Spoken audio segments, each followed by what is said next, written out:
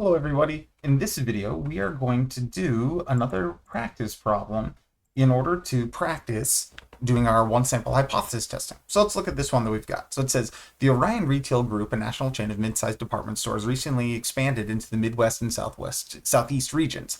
The expansion included opening 27 new stores and integrating a revised customer loyalty program. Over the past fiscal year, the company has invested $5.8 million into AI-driven computer service enhancement, expecting a minimum 5% overall increase in customer spending as measured by post-purchase surveys. Orion Research Division conducted a random sample of 220 transactions from the newly opened stores and found that the sample mean transaction value was 44.3 with a known population standard deviation of 6.3. Historically, before the expansion, the company reported that the mean transaction value was 43.9. The executive team needs to determine whether the average transaction value has increased significantly from the historical mean. They request a hypothesis test at the 5% level of significance. Okay, so we get a whole bunch of stuff here. And we need to really focus in on what are we actually talking about and what we're actually testing. There's a couple of ways that I want to go about doing this. So the first thing is that I just kind of want to look and see, it's like, okay, what are the null and alternative hypotheses? Notice that they're talking about this, like the average transaction value, is there a relationship between transaction values? And notice how we're in step 2, it's like the point estimate for the true transaction value. So we're getting lots of things about transaction values. So it's one way that you can kind of go through and see, it's like in this problem, notice how they're talking about how much they've invested and like the number of stores. And there's a lot of like, not like misguiding information, but like information that we don't need to do our test that we're interested in. So specifically, a lot of times you're going to have somewhere in here where it says like the executive team needs to determine whether the average value has increased significantly from the historical mean and they request a hypothesis test at the 5% level of significance. That's where they're kind of getting at what is the actual question that's being asked of us. So I'm going to start off with, before I actually even go through and do anything, I'm going to start off with looking at identifying our data type. So our decision, some problems have a decision like if we see something, we're going to do something, like we're going to invest more money, or we're going to change where we are making our investments. Like maybe we need to do the Northeast region or something. But the decision in here is like not applicable. It doesn't really look like that there is a decision that's going on here. But there is a question that is being asked. And the question that is being asked is, how much money was spent on a transaction? And so we look at our responses, and they're going to be done in dollars. Okay, so we've got the response is going to be in dollars. So then our data type is going to be numerical. And it's going to be ratio, because money is a ratio value where we actually have a true 0 point. So for data type is numerical and we have ratio, we want to know then a true mean where the symbol is our mu symbol. Okay. Fabulous. So that gets us through step 1. Instead of going exactly like what you can just go through step by step of the hypothesis test, like from the flow chart, and then match it up to questions. But sometimes, especially on the exams, we don't have that kind of time. And so we got to go through a little bit faster. So this first one, it says, what is the null and alternative hypotheses? Remember, if you need a little bit of a quick refresher of what each of the steps are, if you look at the top right of the flow chart, it gives you the labels of each 10, and we can figure out, it's like, okay, we want all null and alternative, and step 3 says, okay, that's where we go to state the hypothesis. So let's jump to it. Okay, because we're dealing with means, we're going to be in here. So we've got our null and we have our alternative. So let's just kind of write it out real quick. So we've got H sub 0 for our null hypothesis and H sub 1, or you might see H sub A as your alternative. Those are equivalent to one another. We're going to start these off with that mu, and we'll put mu here. Whoopsies. We'll put mu there. And we need to know, it's like, do we want to see that this is greater than, less than, not equal to? And notice how it says whether the average transaction value has increased significantly. Okay, when you see increase, that's a key indicator that we want to see greater than. And the alternative or the null hypothesis, how I like to do it, is just with an equal sign. But in the exam, you're going to see like less than or equal to or greater than or equal to. Remember, this symbol is just going to be opposite of whatever the alternative hypothesis is. And now we need some baseline value, some historical value. So if we come up here and we look at, of all of these numbers, is there anything that tells us of like historical transaction value? And here we say, okay, historically, before the expansion, the company reported that the mean transaction value was 43.9. Okay, so we're going to put that in as 43.9, and we'll put this as 43.9 because according to our null and alternative hypothesis, notice these two equations, or like not equations, these two statements are identical, right? Mu, mu, mu not, and then just the symbols are what's different. There's always a version of equals up here, and it's going to be opposite of whatever the symbol is down below. So we've got greater than here. I'm just going to say that mu sub 0 is equal to this 43.9 because that's what we have on the right side over here. And we also know that this is a one-tailed test because one-tailed if the alternative hypothesis is either greater than or less than. So this is a one-tailed test. Fabulous.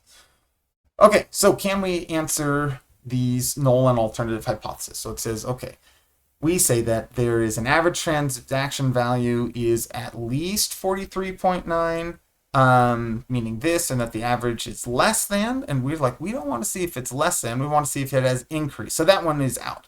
There's no relationship between the store value and transaction. Okay, we're not talking about relationships. Let's go down. The average transaction value is no greater than, so it means less than or equal to. And then here it says greater than for the alternative. It's, aha, there we go. That's what we want, and that is correct. Okay, the next question. What is the best point estimate for the true mean transaction value? Okay, so the best point estimate, whenever we're talking about a point estimate, we're saying it's like, if we take a sample, what's our best guess of what our population mean is?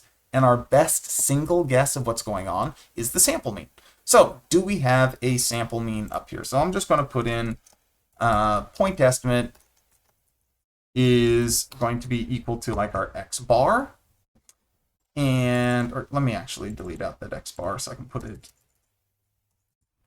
over here. We'll say that this is x bar is equal to, and is there anything up here that gives us what our sample mean is? And it says, okay, well, Orion's, we took a survey from the 220 transactions from the newly opened stores and found that the sample mean transaction value was 44.3. Okay, so there's our x value, 44.3. Let's see what we've got for our question. So it says, the best point estimate of the true mean transaction value is the sample size. And I'm like, no. Best estimate of the true mean is the population mean, which is 43.9. No. The best estimate for the true mean is our sample mean, which is 44.3. And that is the one that we want. Okay, so the next thing that it asks, it says compute the test statistic. And we're like, okay, well, we did our match pairs. I know that we are computing our test statistics down in step 8 because that's where it says. But first, let's go ahead and just do step 5 to determine what version are we dealing with. So remember, are we dealing with means or proportions? We said we're dealing with means. Are we looking at a difference in pairs? And the answer is no. And now do we know the population standard deviation? That's a good question. Let's come up here and see what we know. So it says, let's see what we have.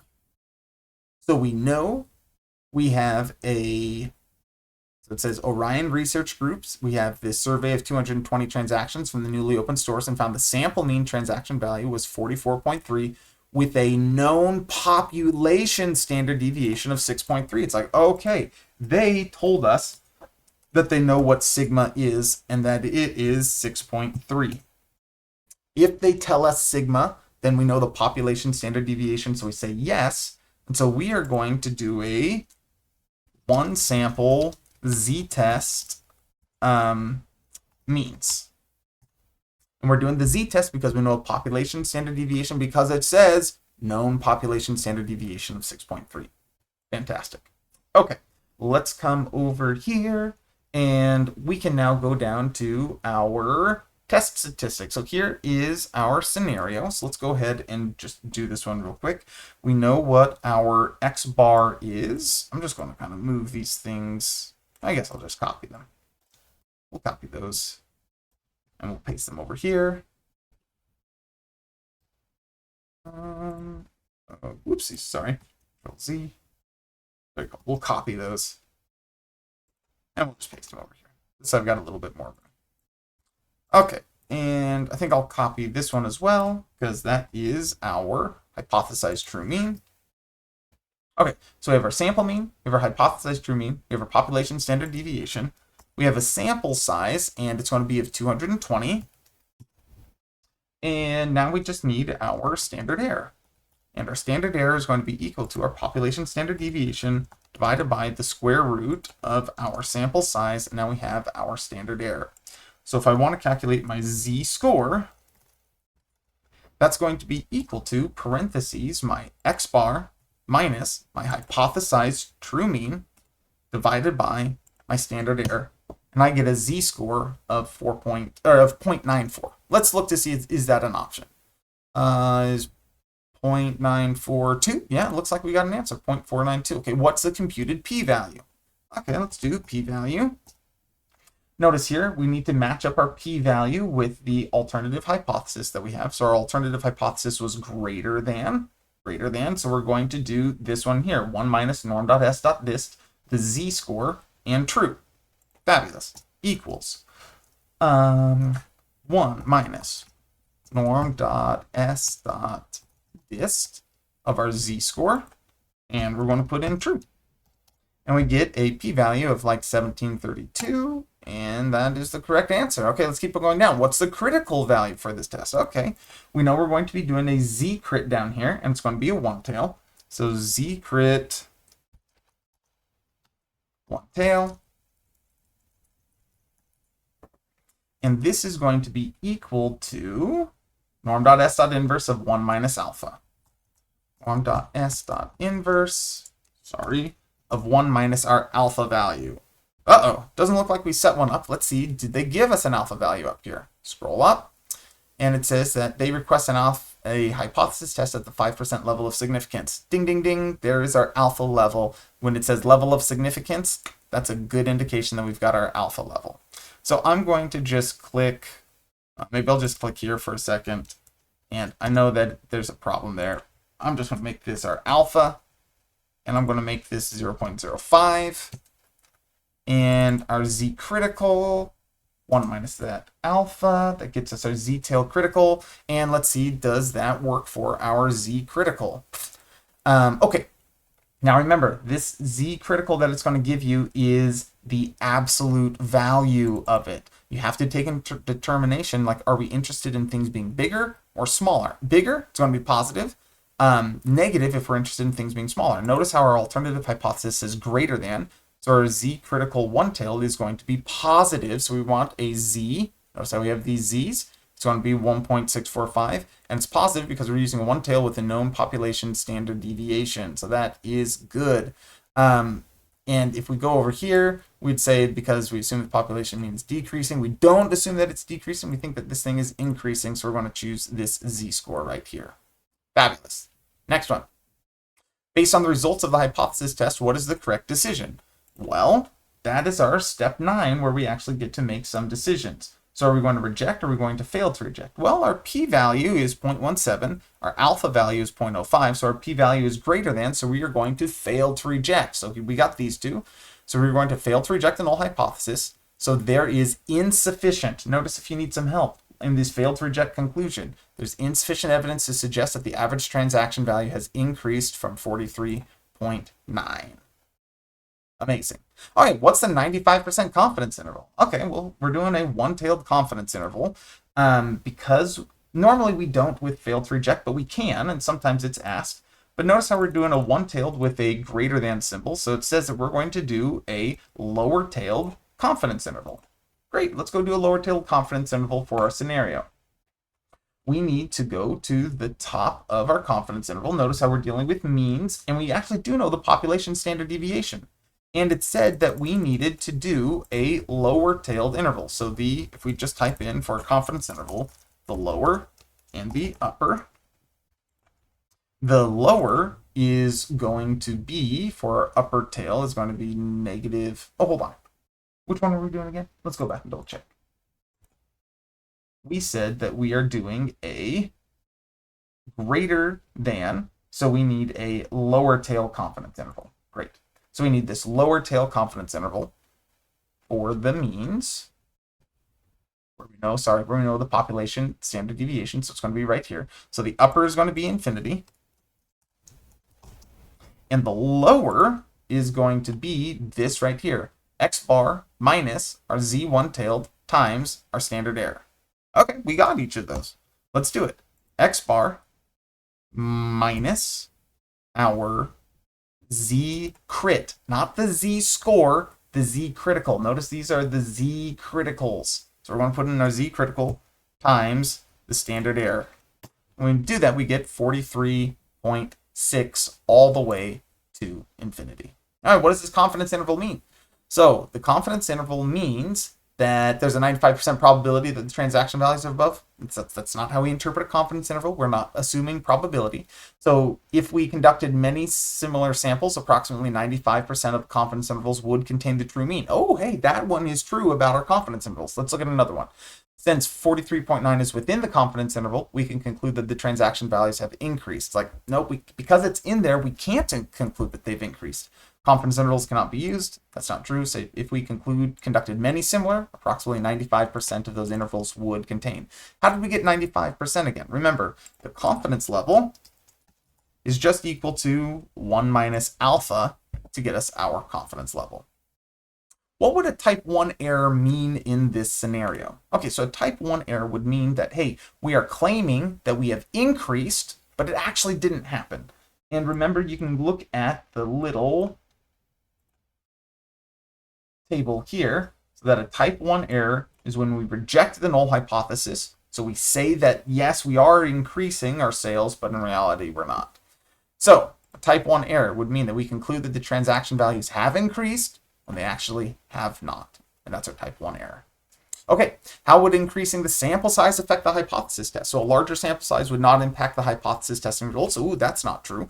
Larger sample size means that we have a smaller standard error, and it makes our results more precise. It will make your confidence interval smaller. And, yep, larger increase would decrease that standard error. Okay, that's all getting through another example of our hypothesis test. And I did this one a little bit differently. So instead of going through each and every one of these steps, I kind of bounced around with how the problem offered them up. Anyhow, that's how you get through this question. Good luck, and I hope that this helps you out practicing for your exam.